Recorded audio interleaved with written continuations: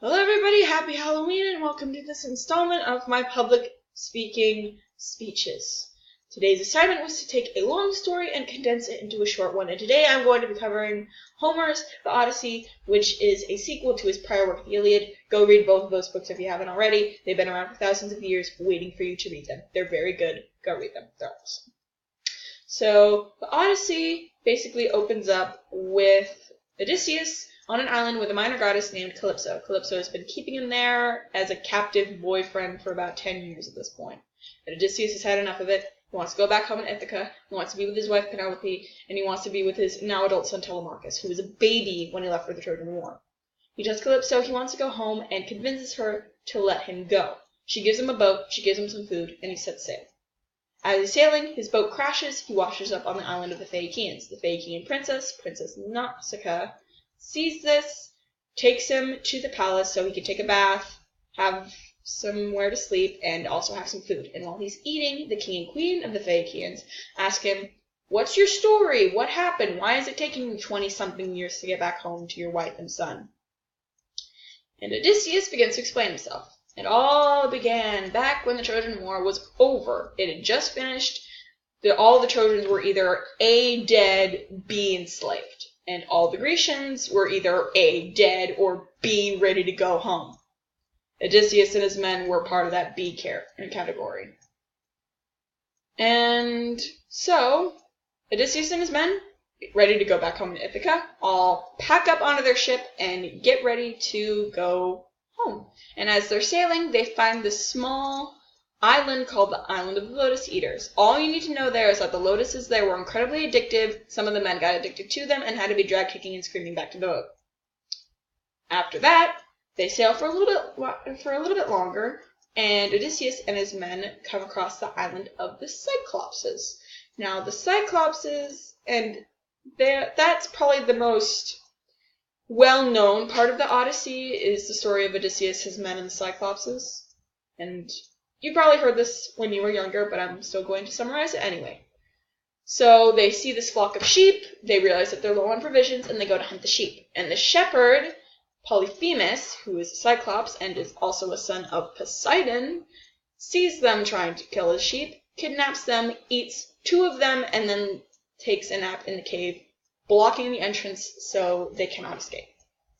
Odysseus and his men try to come up with a plan so that way they can leave without dying slowly over the course of many mornings and nights. So they eventually find this large log and they sharpen one end of it. So it's like a large spear or a javelin at this point, and they hide it. Polyphemus wakes up, eats 2 of the men, and goes to tend to a sheep, blocking the cave entrance with a rock, so that way they cannot escape while he's gone. While he's gone, Odysseus and his men take the stake, light it on fire, and wait for him to come back. When Polyphemus opens the door, they throw the spear right into his eye, blinding him. Polyphemus is screaming, he's in agony, and he's yelling, "Nobody blinded me, nobody blinded me," because that's how Odysseus introduced himself to him. He said his name was Nobody. So Odysseus and his men take this opportunity to go run back to their ships and haul themselves away from the island. And Odysseus, who has been claimed multiple times both in and out of mythology to be one of the smartest Greeks to have ever existed, if not the smartest, he turns around, sees the crying Polyphemus, and yells, "Nobody didn't blind you. I did. My name is Odysseus, and I kicked your butt. So if anyone ever asks how you got blinded, tell them that you were blinded by Odysseus." Now that Polyphemus knows his name, he can pray to his father Poseidon and specifically curse him so that way Odysseus does not get home, at least not on time.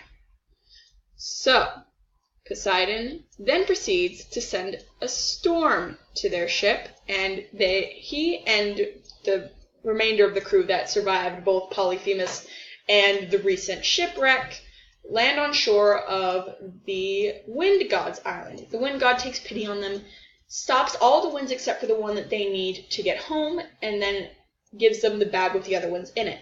If they point that bag away from Ithaca, then it will get them there faster. Odysseus is pretty sure they don't need it. So Odysseus and his men, they sail to Ithaca. They are literally almost on the beach when one of the men gets incredibly impatient, opens the bag, and accidentally points it towards Ithaca. So they are blasted backwards, far away, to even somewhere where Homer admits that they don't know where he ended up. So they were upset. They blew him all the way back to the wind god's island. They asked for another bag of winds, and the god said, "No, if you're this unlucky, then there is no way I'm helping you. You're going to be a burden on my household." So, but he does give him a ship.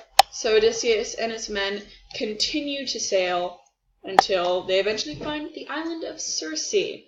Now, Circe was a witch, basically. She was an ancient Grecian witch. And once they all landed on shore, she turned all of the men except for Odysseus into pigs. Hermes actually ascended from Olympus and gave Odysseus a special potion that would make him immune to Circe's magic.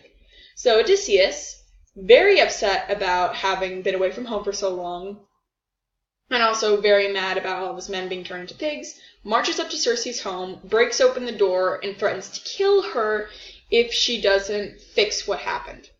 She does, upon realizing that he is now immortal and she can't do anything about him unless she does what he says. And then she also gives him some advice after a year of him living with her.